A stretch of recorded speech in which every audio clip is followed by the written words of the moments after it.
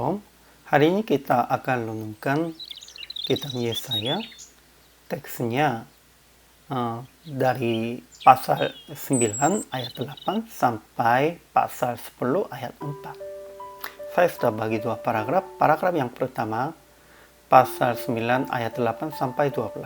Tuhan akan menghukum Efraim dan penduduk Samaria yang sombong melalui orang Aram dan orang Filistin. Paragraf yang kedua, pasal 9 ayat 13 sampai pasal 10 ayat 4. Tetapi bangsa itu tidak kembali kepada Dia yang menghajarnya. Kesimpulannya, Efraim dan penduduk Samaria juga sudah tahu yang Tuhan berfirman melalui nabi-nabi. Tetapi mereka menolak panggilannya karena sudah busuk dan tinggi hatinya. Mereka berkata bahwa tembok batu bata jatuh akan kita dirikan dari batu pahat, pohon-pohon ara ditebang akan kita ganti dengan pohon-pohon aras. Maka Tuhan membangkitkan para panglima legend melawan mereka dan menghukum mereka dengan Aram dan Filistin. Kemudian tua-tua, orang yang terpandang dan nabi yang mengajarkan dusta akan dielat oleh tangan Tuhan. Tetapi mereka masih belum sadar dan berbuat jahat terus. Akhirnya Tuhan tidak sayang kepada anak-anak yatim dan janda-janda mereka pun. Tanah mereka terbakar dan bangsa itu menjadi makanan api.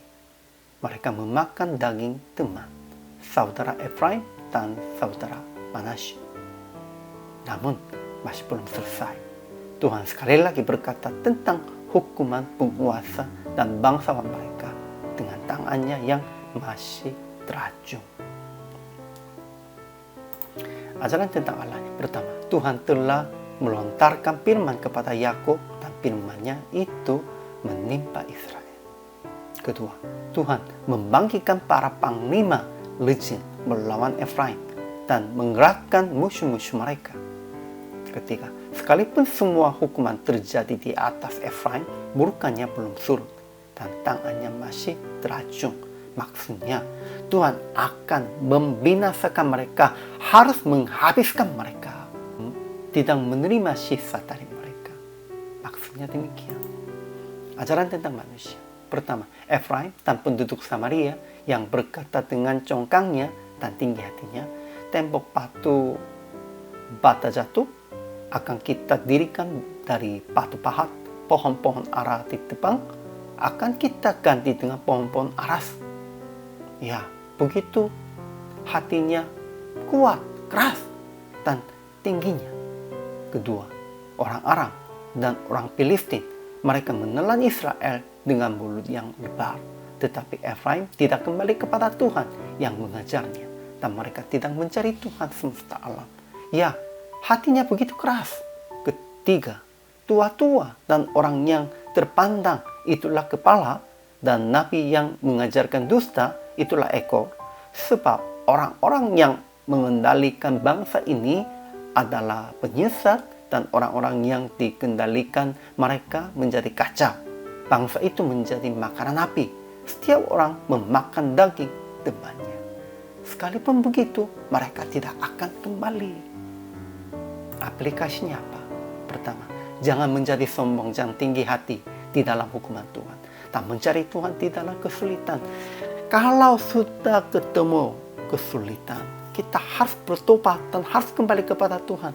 Namun banyak orang yang sudah hatinya sombong dan keras, tidak menerima hukuman Tuhan.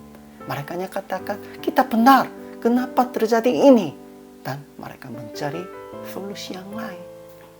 Kedua, tua-tua jemaat, hamba Tuhan juga harus melandakkan diri di hadapan Tuhan dan membimbing jemaat hanya kepada Tuhan dengan firman yang telah dijelaskan.